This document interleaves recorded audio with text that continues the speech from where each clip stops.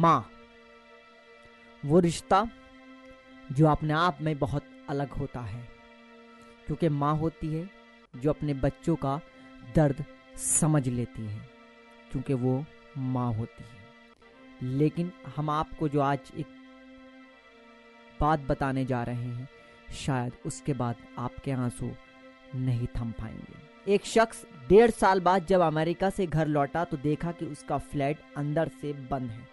उसकी माँ उसे घर में अकेली रह रही थी। जब बार बार घंटी बजाने पर भी दरवाजा नहीं खोला तो दरवाजा तोड़कर वो अंदर गया। उसने देखा कि फ्लैट के अंदर उसकी माँ की जगह उसका कंकाल पड़ा है। पिता की मौत 4 साल पहले हो चुकी थी। आखिरी बार 1.5 साल पहले उसने माँ से बात की थी। उसने कहा था कि वो अकेले नहीं रह सकती, बहुत परेशान है। वो वृद्धाश्रम जाना चाहती थी। बावजूद इसके बेटे पर उसका कोई असर नहीं हुआ। अप्रैल 2016 में फ़ोन पर उसकी आखिरी बातचीत हुई। लड़के की माँ से बात नहीं हुई। तकरीबन 1.5 साल बाद जब आज वो घर आया तो माँ की जगह उसका कंकाल मिला। पुलिस पोस्टमार्टम रिपोर्ट का इंतजार कर रही है, तभी तो वो बता पाएगी कि महिला ने आत्महत्या किया है, उसकी हत्या हुई।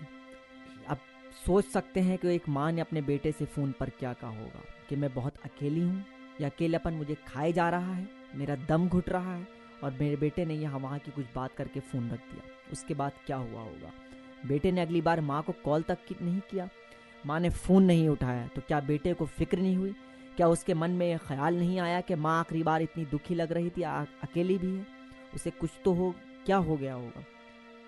तब भी उन्होंने नहीं उठाया फ़ोन। नहीं, उसके बाद भी वो इत्मीनान से कैसे रहा? क्या मुंबई शहर में इसका वो रहने वाला था? उसका एक भी ऐसा रिश्तेदार दोस्त नहीं था जिसे वो कह सके कि पता करो क्या हुआ?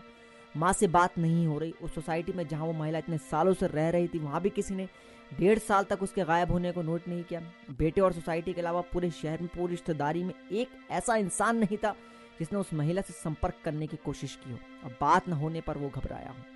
उत्तराखंड में कुछ साल पहले 4 धाम यात्रा के दौरान आई बाढ़ में मारे गए लोगों के परिजन आज भी उन पहाड़ियों में अपने परिजनों के अवशेष ढूंढते हैं। उन्हें पता है कि वो जिंदा नहीं है, बस इस उम्मीद में वहां भटकते कि शायद उनसे कोई निशानी मिल जाए, उनका कोई अवशेष मिल जाए और वो कायदे से उनका संस्कार कर पाए। इसलिए ताकि वो अवशेष यूं ही नहीं लवारिस ना पड़े रहे। इतने सालों बाद भी बहुत से ऐसे लोग जिसे सिर्फ उम्मीद में वहां भटक रहे हैं।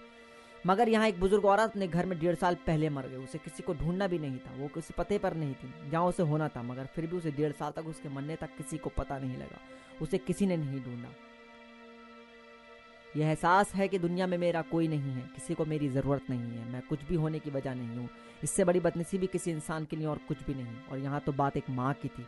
वो माँ जिसे गर्भावस्था में अगर डॉक्टर ये भी बता दें कि आप उस पोजीशन में मत सोइएगा वरना बच्चे को तकलीफ होगी, तो वो सारी रात करवट नहीं बदलती। माँ बन जाने पर जिसके लिए बच्चे का अच्छे से अच्छे रोटी खाना दुनिया की सबसे बड़ी खुशी होती है।